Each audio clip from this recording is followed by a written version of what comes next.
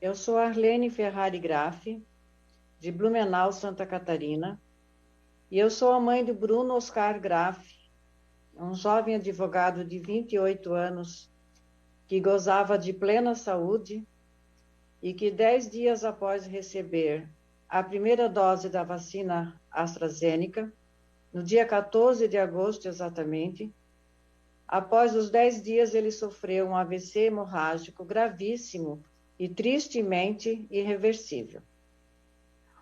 O Bruno, após tomar a vacina, ele sentiu um desconforto na região do braço, onde havia sido inoculada a vacina, e que evoluiu para dores no corpo pela semana seguinte. Mas como a mídia e os médicos diziam, né, que os sintomas eram normais da vacina, ele foi medicado com um remédio comum para a dor que eu tinha em casa. Eu lembrei que quando eles eram crianças e tomavam vacina, sentiam, e os médicos sempre falavam, ó, uma febre, uma dorzinha vai dar. Eu falei para ele, não ponha minhocas na cabeça, meu filho, isso é normal. Mas aí outro sintoma começou a surgir, que foi a dor de cabeça, leve. Porém, no 9º dia, ele sentiu uma dor de cabeça muito forte. E ele me pediu para ser levado ao hospital, coisa que ele nunca fez na vida, porque ele gozava de plena saúde, ele nunca me pediu para levar. Ele foi atendido no pronto atendimento do Hospital Santa Catarina de Blumenau por volta das 10h30 do dia 23. Após receber a medicação para aliviar a dor, foi feito também um exame de sangue, no qual detectou que as plaquetas estavam baixas e o PCR estava alto, estava 113. A médica plantonista cogitou a possibilidade de ser Covid-19 ou dengue. No mesmo dia, às 21 horas da noite, saiu o resultado negativo para dengue, e sendo assim, eu solicitei que meu filho ficasse internado. Negativo para a Covid, desculpe. Saiu negativo para a Covid. E eu solicitei, então, que meu filho continuasse internado, visto que havia a possibilidade de ser dengue. No dia seguinte, no dia 24, de manhã, foram coletados mais amostras de sangue para novos exames e o meu filho continua internado para o tratamento de dengue.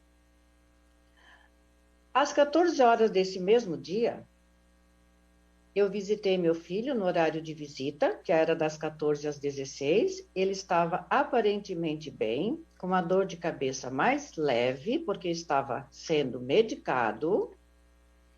E nesse momento, 15 para as 4 mais ou menos, quando eu ia deixando o hospital, eu tirei uma foto dele, que é a foto que está circulando nas redes sociais, porque eu queria mostrar à namorada dele, que mora na Espanha, pois eles namoram há muito tempo pela internet, apesar de que todos os anos se viam, só pararam agora por causa da pandemia. E eu bati a foto para mostrar para ela, ele baixou a máscara, pois até dentro do hospital, no quarto, ele ficou de máscara, e aquela foto que todos já viram dele, ele estava aparentemente bem. Todo dia eu beijo meus filhos e digo, filho, a mãe te ama. É um costume meu. E nesse dia eu beijei o meu filho na testa eternamente e disse, filho, a mãe te ama, viu? Amanhã a mãe volta para te ver. Descanse, visto que para dengue era preciso ele tomar, era para ser hidratado e descansar. É o que a enfermeira havia me passado. Eu não fiquei com ele porque os protocolos para visita também mudaram. Então, mesmo que ele ficasse num quarto isolado, num apartamento, nós não podemos mais ficar, senão eu teria também ficado com meu filho. Bem, eu saí de lá 3 horas, eis que... aliás, eu saí de lá às 16 horas, eis que 3 horas depois, às 19 horas, o Bruno reclamou aos enfermeiros, eu li no prontuário médico, porque eu já tenho, que ele reclamou de uma dor estranha no braço, dor de cabeça aumentou, e ele não conseguia mais visualizar o que ele via na parede do quarto. Ele começou a balbuciar, já não se entendia bem o que ele falava, e perdeu os movimentos de um lado do corpo. E daí aconteceu o pior que a gente poderia esperar. Ele teve um AVC hemorrágico gravíssimo e que impossibilitou qualquer medida. E os médicos levantaram a hipótese de talvez fazer uma cirurgia, mas me falaram que não podia. As plaquetas estavam mais baixas e o AVC, a hemorragia foi tão grande, eu vi a tomografia dele no hospital, meu marido não quis ver, foi tão grande que um lado estava com bastante sangue do cérebro e o outro deslocou, empurrando o crânio dele. Isso me foi mostrado pelos médicos. Desculpa. Era o fim para o meu filho Bruno.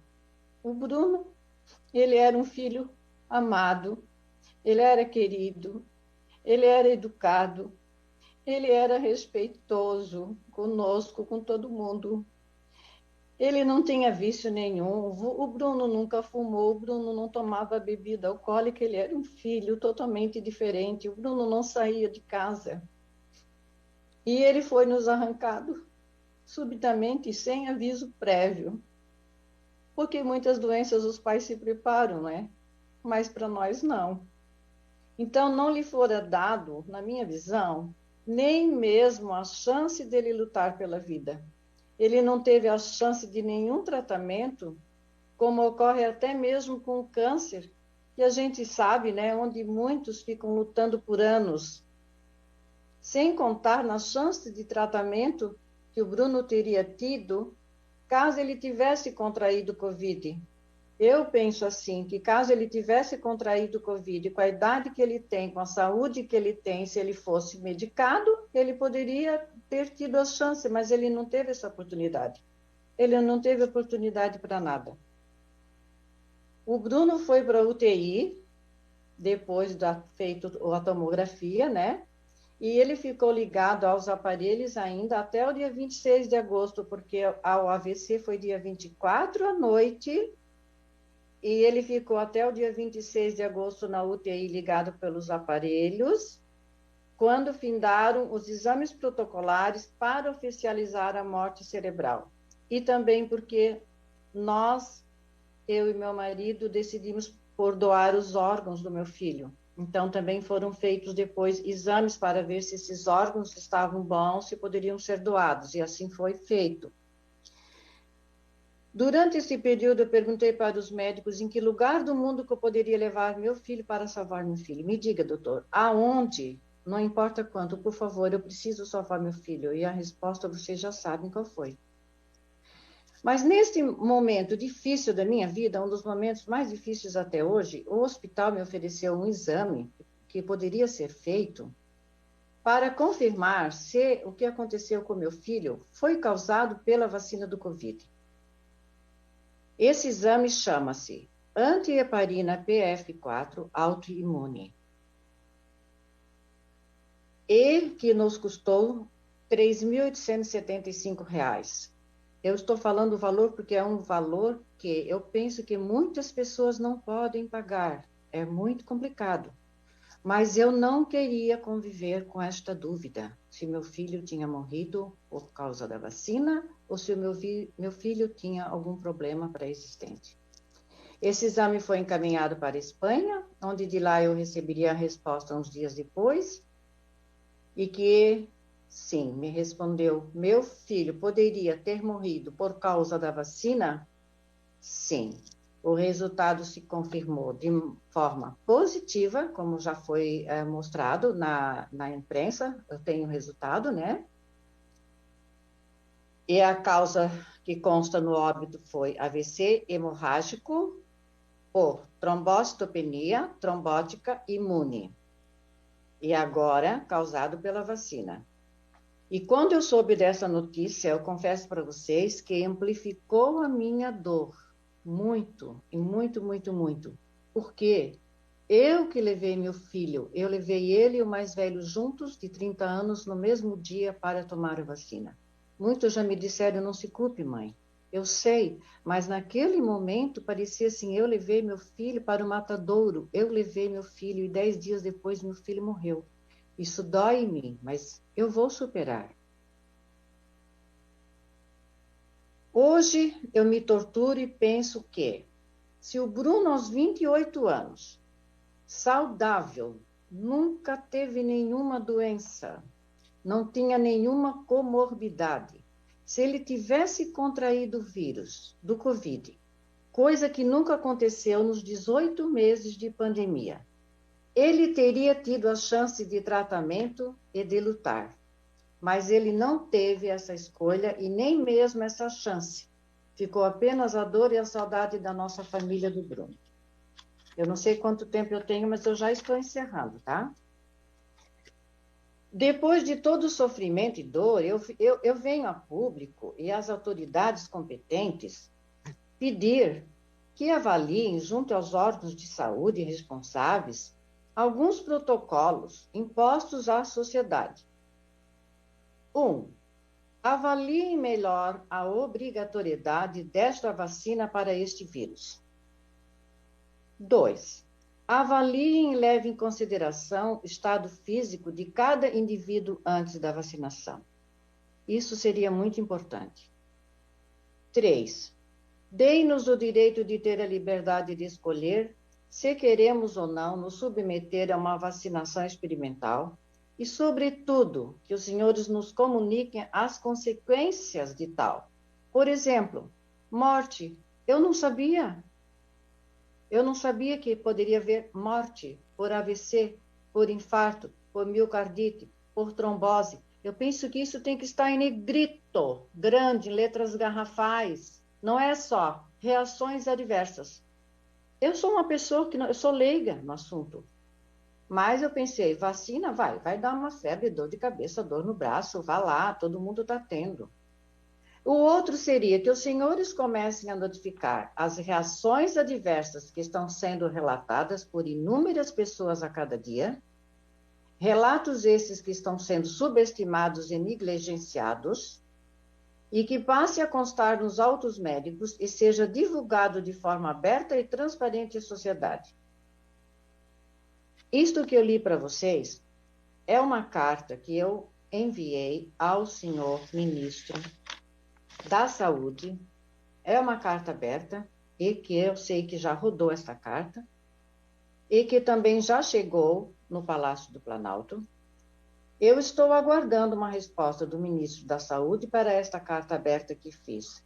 E espero que me dê respostas, não só para mim, mas para toda a sociedade brasileira, para as sugestões que foram por mim solicitadas. Eu agradeço muito que vocês me deram essa oportunidade de falar sobre o caso do meu filho Bruno. Muito obrigada. Muitíssimo obrigada, Arlene. Eu quero que você receba no seu coração aí todo o nosso apoio, as nossas orações, os nossos profundos e sinceros sentimentos. Eu posso falar aqui em nome de toda a sociedade goianiense que você não está sozinha e nós não iremos parar de lutar pela nossa liberdade. E que seu filho esteja ao lado do nosso Senhor Jesus Cristo nesse momento. E conte sempre com essa luta e sempre com as nossas orações. Que Deus te abençoe. E as homenagens não vão parar por aqui. Nós temos muitas coisas para fazer ainda. E conte conosco de verdade. Um prazer imenso poder receber você aqui e poder escutá-la. Queremos de verdade que todas as vozes que estão sendo caladas e silenciadas por essa ditadura, pela uma mídia vendida e comprada, possa ser levada para todas as pessoas que